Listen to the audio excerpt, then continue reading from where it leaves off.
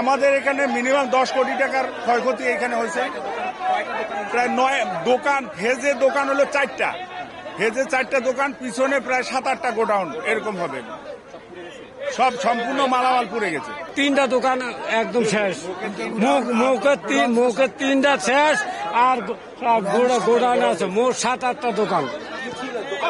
দোকানে ছিল সুতলি, চট, বস্তা, যা একটা বস্তার দাম আর 90 টাকা 100 টাকা দাম, ফাটের বস্তা 120 টাকা দামও আছে। বিদ্যুতের তার থেকে শুরু হয়ে প্রায় 8-10টা গোডাউন, এখানে কোটি কোটি টাকার মালামাল ছিল, সব নষ্ট হয়ে গেছে, ধ্বংস হয়ে গেছে।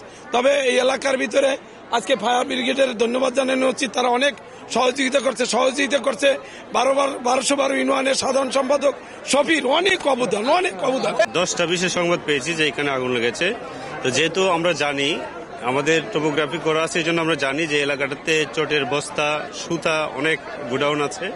তো এই জন্য প্রথম থেকেই আমরা আশেপাশে যে আরো 2টা স্টেশন ছিল, মোটে 3টা স্টেশন থেকে 7টা ইউনিট আমরা এসেছি এবং এখন অনেকটাই নিয়ন্ত্রণে আছে। যেহেতু সবকিছু হলো পাটের তৈরি জিনিস, বস্তা বা সুতা, এই জন্য আমরা ফুললি নিয়ন্ত্রণ দিতে পারছি না। আপনারা দেখেছেন যে এটা টিন শেড ঘর, যেহেতু পুড়ে গেছে, টিনগুলি এখন এগুলোর উপরে পড়ে আছে, এই জন্য পানি এখনো ভিতরে আমরা ঠিক মতো দিতে পারছি না।